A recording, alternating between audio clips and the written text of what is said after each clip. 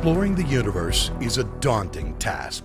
There are often immense challenges that must be overcome before even setting out on a mission.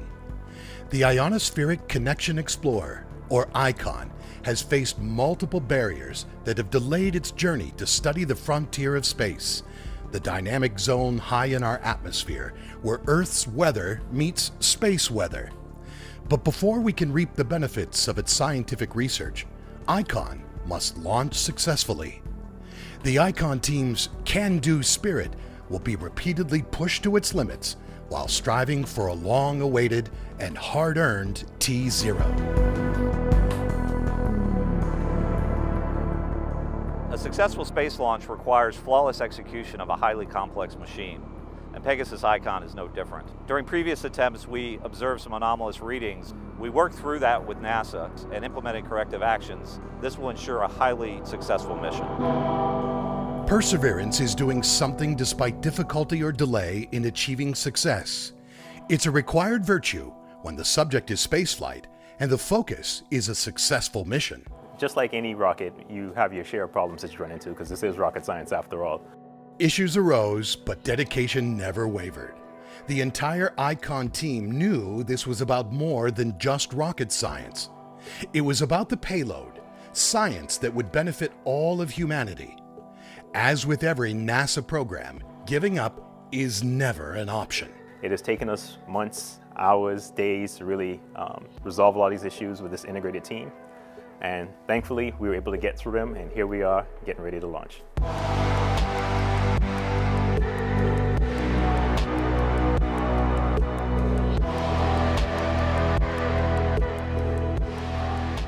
The ionosphere is not only the area through which radio communications and GPS signals travel, it's also the space where many critical satellites and spacecraft orbit, including the space station that houses our astronauts.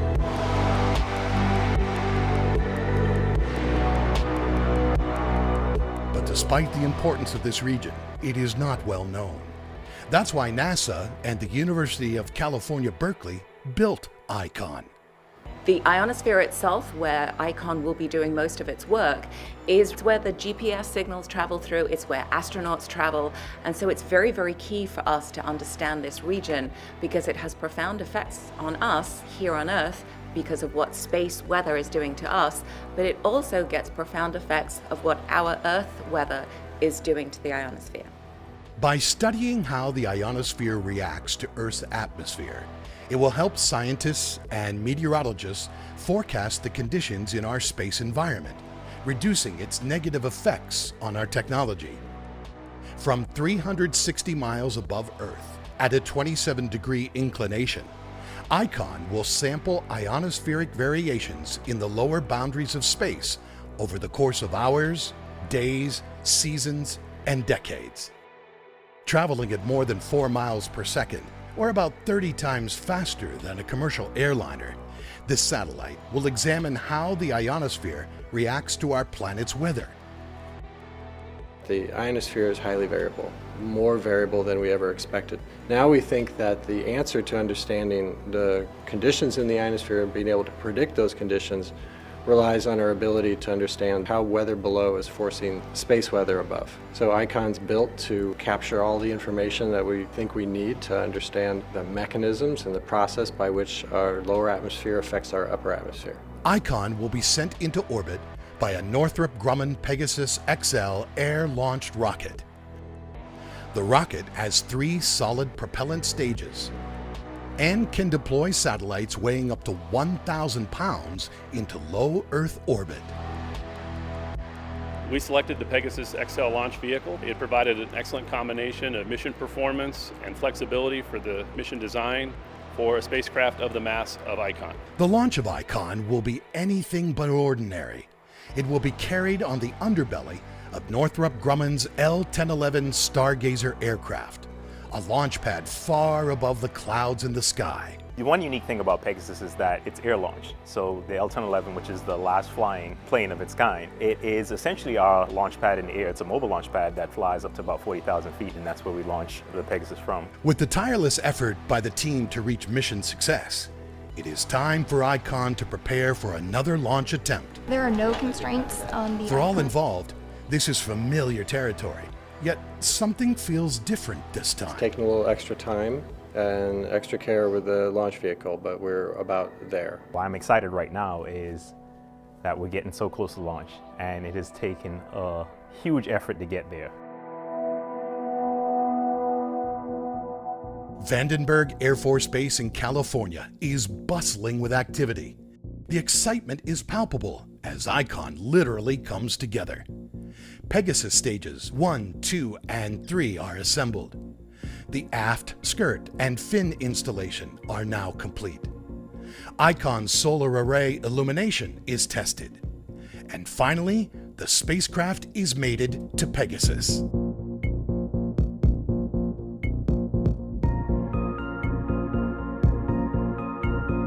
Once it's mated to the rocket, there'll be a compatibility test between the rocket and the observatory. So the rocket will be the interface to communicate to Icon so we can command it. Once we certify that, we will encapsulate it. We'll put it on a transport platform, roll it out to the hot pad, and then integrate it to the L-1011.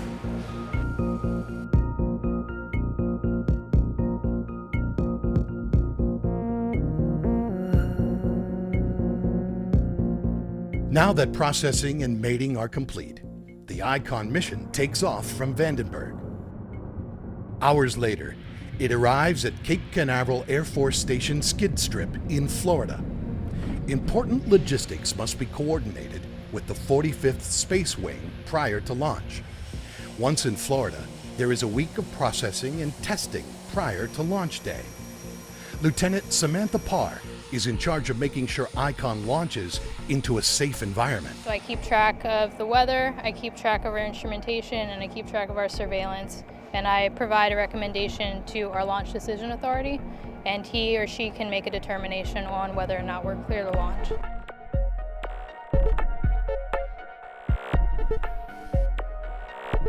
We are now at launch day. The team has been here before, and optimism is guarded. It's been a lot of work to get here. At this point, we kind of see the end, and we're looking forward to a mission and putting the satellite into orbit and seeing what that science does in the future. Anticipation builds to a fever pitch. All systems are now go for launch.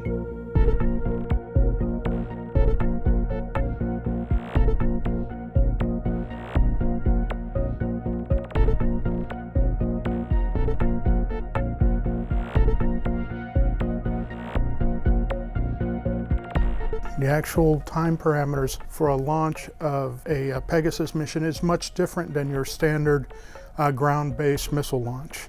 That's tied to the fact that the Pegasus literally has a first stage by being on an airplane. The airplane's at 40,000 feet, it's moving close to 500 miles an hour. It's moving, you can't stop it, you can't slow it down. It is going and it's dynamic. The Stargazer jet takes off from the skid strip at the Cape Canaveral Air Force Station. L-1011 is airborne at this time. The L-1011 has now reached a cruising altitude of 40,000 feet and has begun flying in a racetrack pattern. We fly a pattern called the racetrack. It's an oval in the sky, and so the airplane takes off, flies through the launch point at a lower altitude as it's climbing to the point we're going to launch at, which is roughly 40,000 feet. We verify that all of our GPS are synchronized and ensure that we are going to put the launch vehicle in the correct heading so that we get the spacecraft into the correct orbit. LC Peg, go for fin pin retract. LPO, go for fin pin retract and fin sweep. LC, Senior Medco, countdown L-1011 is in the box. About 50 miles offshore of Daytona Beach, the Pegasus XL is released from the L-1011. With the countdown, we hear drop on my mark, 3, 2, 1, drop. And we push a button in the cockpit. The hydraulic releases actually release the rocket. Pegasus away. The rocket drops for 5 seconds, the airplane climbs for 5 seconds, and at the end we have a fairly good safety margin. 5 seconds later, the Pegasus rocket ignites. Stage 1 ignition has been confirmed. That's the minute that I consider T0 for me. Soon after Pegasus ignites, first stage booster burnout and separation occurs.